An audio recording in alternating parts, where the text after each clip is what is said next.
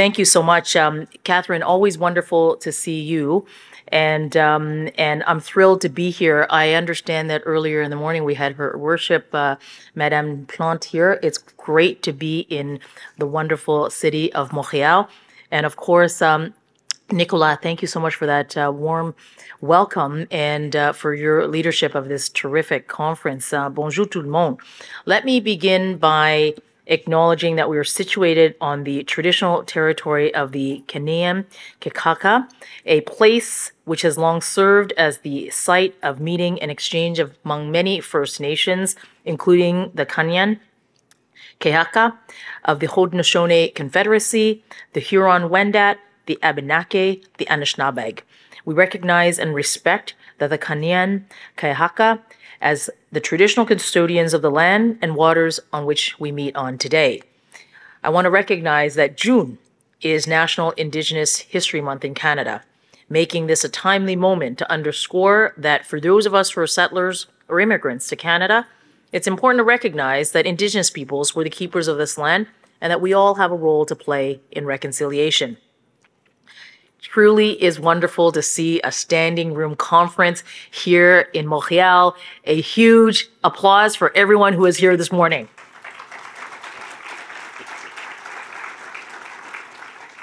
I'm thrilled to kick off this conference. For nearly 30 years, the Conférence de Montréal has been recognized as a leader for providing insight and expertise on the most pressing global issues of the day.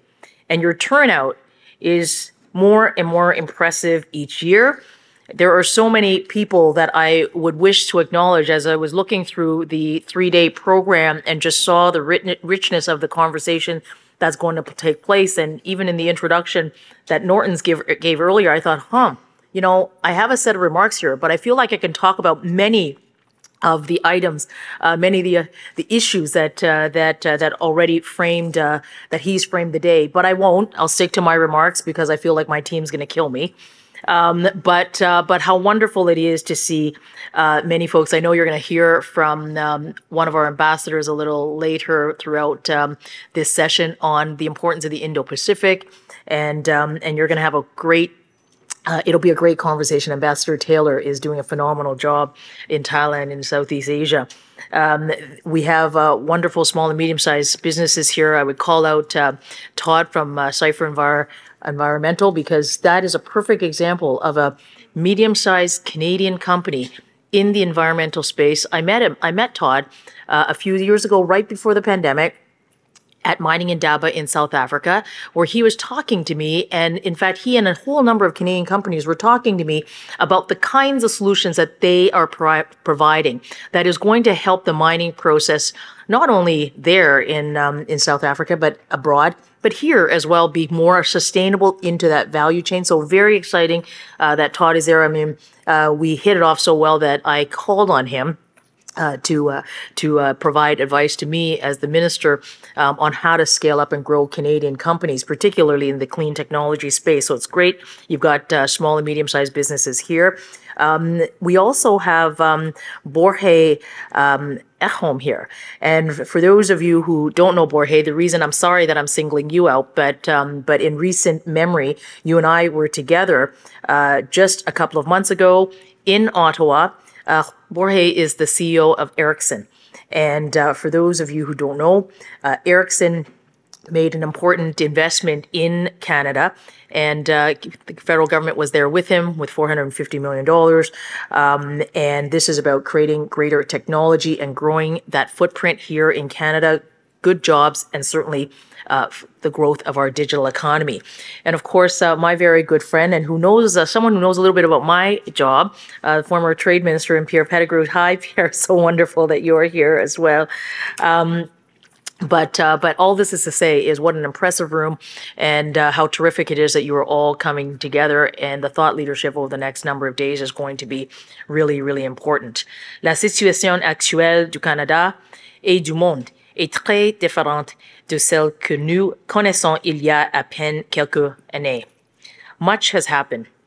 An unprecedented pandemic, Russia's illegal invasion of Ukraine, the rising effects of climate change have all had impacts around the world.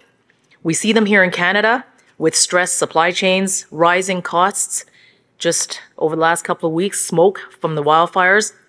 And these impacts is what has happened, and we've all lived through them over the last 3 years. It's been felt by all. À travers tout ça, nous savons plus que jamais, nous devons travailler ensemble. Canada is working to build out our relationships with like-minded democracies because friendshoring is a historic opportunity for our workers and for our communities. For Canada and for democracies and like-minded allies around the world, this is an economic opportunity to attract new investment, create good paying jobs, and for all of us to thrive in a changed global economy. And we do this through strengthening the rules-based international system. It grows our economies, makes our supply chains more resilient, and provides predictabilities for our workers, for our businesses, and for our people. When the rules-based international order is not upheld, the impact is felt across the globe. Russia's illegal invasion of Ukraine has had a drastic impact on our global economy, on food security, and on energy. Russia's actions, its illegal invasion of Ukraine, and the subsequent weaponization of energy also means that we must address energy security. Our government has been working close with our European and our global partners to strengthen our energy security and to accelerate the clean energy transition, because whether it's G7 partners or like-minded allies, we know that we can do this by doing this together. The Canadian-German hydrogen partnership announced in Newfoundland last August by Prime Minister Trudeau and Chancellor Scholz is one example of our friendshoring in action. We're thinking of the future, making smart investments today so that there isn't reliant on actors like Russia. Friendshoring can both defend liberal democracies and to help preserve the planet if our objectives is to speed up the green transition together. I say if, but I know that this is a goal that we all share as like-minded partners. From day one, our government has been committed to a clean transition and to building out a green economy. And in this year's budget, we announced $21 billion in new initiatives in clean tech and clean energy, including $500 million in the Strategic Innovation Fund to attract high-quality business investments to support technology growth, clean technology growth in Canada. And right here outside of Montreal, I want to just shout out Nano One. It's a great example of how successful and innovative clean energy can be. These high-performance cathode powders used in lithium-ion batteries can be used in anything from electric vehicles to grid storage batteries. Nano One has streamlined their production to reduce costs, enabling higher performance cathode materials compared to the standard manufacturing process. And it's just simply a cleaner way to build batteries. I saw Nano One in their incubation lab in BC and then saw the facility outside of Montreal here. And I didn't know very much about cathodes. And now it seems that everyone is talking about cathodes as if, like the way that everyone talks about supply chains. Talk to me about whether or not we were talking about supply chains 3 years ago. And I would bet that it was very few, but now everyone is speaking about it. Nano One is already in partnerships with big European players, whether it's Volkswagen or BASF in Germany. Canadian clean technology companies are driving economic growth. They're creating great jobs. And as many of you heard me say before, Canada has all of the necessary ingredients at the beginning of that supply chain for green growth in critical minerals, whether it's to build electronic EVs or whether it is to go into consumer products or virtually anything that we're going to need today and certainly essential in the future in order for us to meet our net zero goals by 2050. It's why we're creating opportunities for all businesses to expand through our trade agreements. And we have many of them. Canada is blessed with an abundance of terrific work done over many, many years at creating trade agreements that gives Canada access to over 60% of the world's economy, whether it's here in North America through NAFTA 2.0 or with the European Union through CETA, in the Asia Pacific through the CPTPP. I'm at the negotiating table right now with the ASEAN. I'm doing an early progress agreement with India. I'm at the negotiating table with Indonesia. What this really simply means, it means that it's creating market access for Canadian exporters and businesses and entrepreneurs to grow into these markets. And these trade agreements really are just that. they're only going to be wonderful when we can get more businesses and investors in to these markets, investments into Canada, including small and medium-sized businesses, which is why I have both the trade file as well as the small business file that will help economic development across our country. I know that Catherine actually said my title, which is very long, but really the job is I'm Canada's Minister for Startup, for Scale Up, and for accessing new markets. That's the job, and I'm so thrilled to be here and to have this conversation. And with that, I will stop and head over there and we'll have a chat. Merci beaucoup.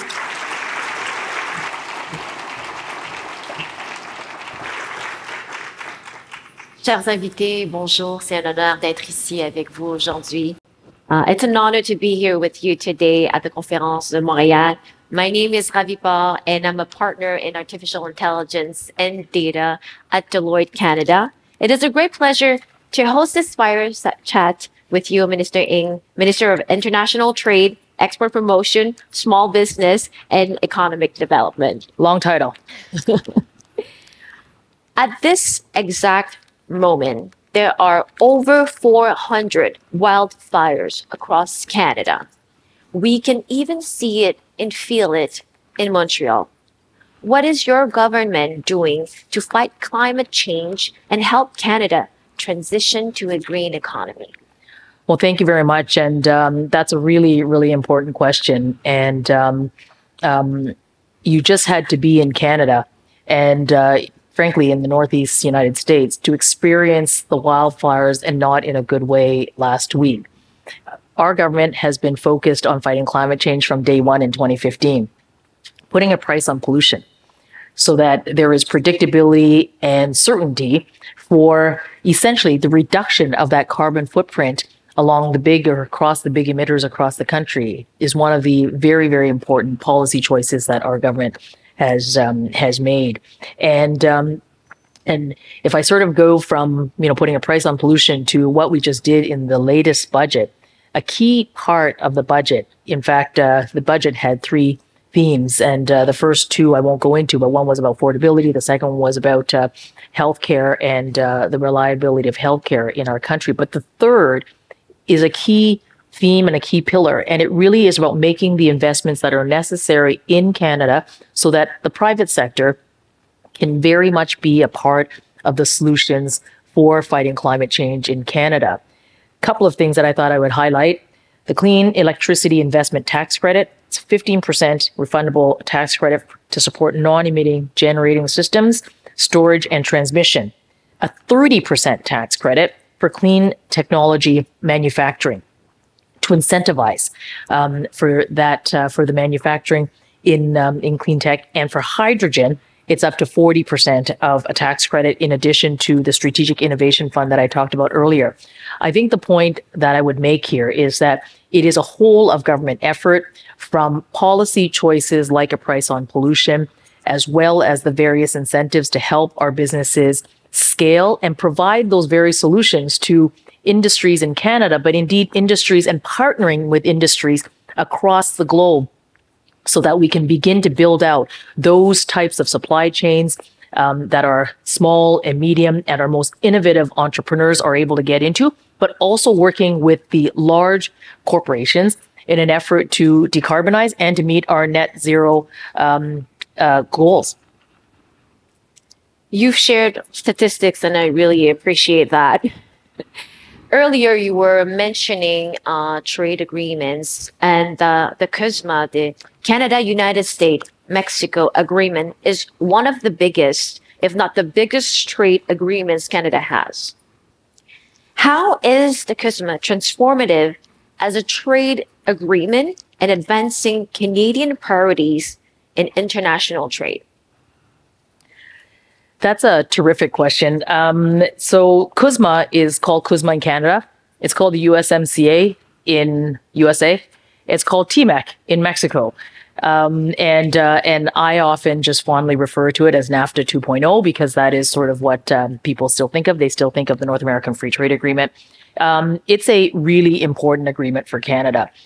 It is the biggest trading agreement in the world, even bigger than that of the United States. We do over $2 trillion of trade a year. I was looking at the numbers for trade, and we do roughly about $6 billion. $6 billion a day of trade goes through these three markets. If you think about the integration of what is really one of the very important industries, that being automobiles, Canada is, has been working with the United States to be sure that we are a part of being able to fight climate change on the one hand, but build the vehicles of tomorrow. The vehicles of tomorrow certainly are going to be battery electric vehicles. And there we have, we are doing something quite exciting with the United States and with Mexico to pivot, if you will, or to grow this automobile supply chain into what will be that of the future. I was in Washington just a couple of weeks ago, meeting with the Commerce Secretary, where Canada and the United States are working together to build out a semiconductor supply chain. You heard me talk a little bit earlier about the importance of building resilience into our supply chain. In Canada, across the country, we have such incredible strength in the semiconductor space. And we have such incredible technologies and innovators who are also providing solutions, greener solutions for AI, greener solutions in chips. And these are the kinds of projects and initiatives that we're working on. And why is CUSMA important to your question? CUSMA provides us with rules. We were successful at negotiating provisions and protecting provisions in CUSMA, like a dispute settlement mechanism that allows for trading partners like Canada, US, and Mexico to have a mechanism to resolve issues. We updated the agreement so that in there are provisions, strong provisions for the environment, strong provisions for protecting labor. We also prohibit forced labor in our supply chains. These are all important features of CUSMA, but you're seeing that through Canada's trade agreements as well, whether it is with the European Union through CETA or in CPTPP and many of the agreements that we are negotiating. Those of you who might remember at the time that the TPP was being negotiated in the Asia Pacific, Canada decided and insisted that we would have the C and the P, which is comprehensive and progressive, which means greater inclusive elements into a trade agreement, having standards for labor and the environment. Why are these important? It's important because it's actually also good economic sense. I was just at the CPTPP Commission meeting with my colleagues, and today, a few years later, not only are the trade numbers both ways been charting up, and therefore trade is doing well and investment is doing well, but the comprehensive and progressive elements are also contributing to this. So we are seeing women entrepreneurs, small and medium-sized businesses get into these markets that have had not as much success in the past. And we've deliberately put these pieces into our trade agreements, and they are making them more successful. They are creating opportunities for more businesses to get into these international marketplaces. So to your question, why is CUSMA important? It's important because of the volumes that we do. It's important because of the mechanisms that we were able to protect in there to ensure predictability for our businesses. It's important because of the inclusive and the progressive elements that are in these agreements that is providing opportunities for advancement for workers as well as for businesses alike. And the predictability is attracting investment. So a good agreement. You mentioned earlier technology, artificial intelligence, inclusiveness, and even about, the terms on a woman. I've seen you in March where you attend an event in Toronto. I think it was the Elevates Women in Tech. So there was a few announcements that were shared, and your government had a huge focus on inclusivity and supporting women. How are you, as minister, advancing these priorities in your portfolio? Yeah, so women entrepreneurs, and this file is probably, all of my files are my favorite files, but this one is my favorite file. Because it is the smart economic thing to do. It's the right thing to do. We are 50% of the economy, of our communities. And using a sports analogy, if you're going to play on a team, why would you bench half of your team. You wouldn't put them on the bench. You'd want them out playing and playing fully. So I lead Canada's first ever women's entrepreneurship strategy. It's about an $8 billion investment. And the investment has three prongs. One is access to capital, helping businesses get access to capital. It's an issue, generally speaking, particularly for small and medium-sized businesses. But if you're a woman, enterprise, women-led enterprise, or those often underrepresented in our economy, it's even tougher to get access to capital. So that's pillar one. Pillar two is creating, which we have now across the country, a series of ecosystems.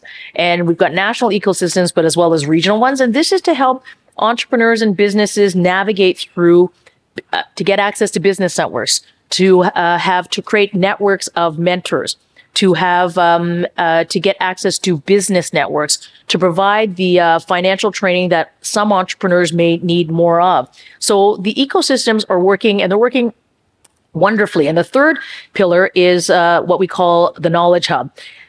You can only know if it's working if you are measuring it. So the knowledge hub is doing this, and to give you an example of why the measurement is important and how it helps me, a couple of years ago they do a report every year, and a couple of years ago the report said you're doing great, you're off to a good start, but you're missing a couple of things. You've got these ecosystems and they are working, but you're missing intersections. So do something about that.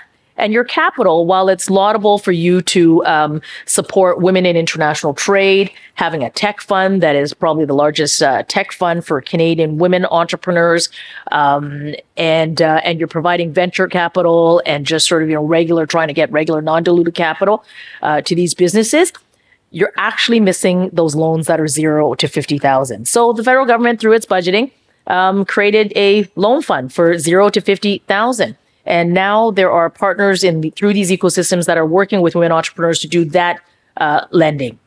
And we've created a few more ecosystem partners to collaborate with those that are already there so that they can work on the intersections. All of this is to do one thing. It's to help create and enable growth across our communities and across Canada. And when women succeed, we all succeed. We now are seeing 85% of participation of women in the economy, but it isn't as I have an economic file, so they call me an economic minister, but I don't do this stuff on my own. $10 a day and early learning and affordable childcare is a game changer. We learn from La Belle Province, Quebec. You've been doing it for many years.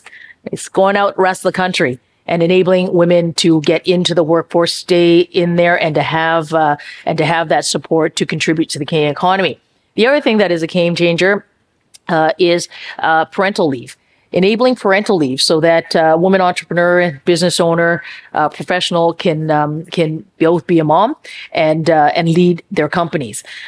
These are some of the policies that the government of Canada has put together in complement to this strategy. And the final point I make is that Canada is leading the way. So we are doing this now with countries like Australia, New Zealand, the European Union, many of the South American countries.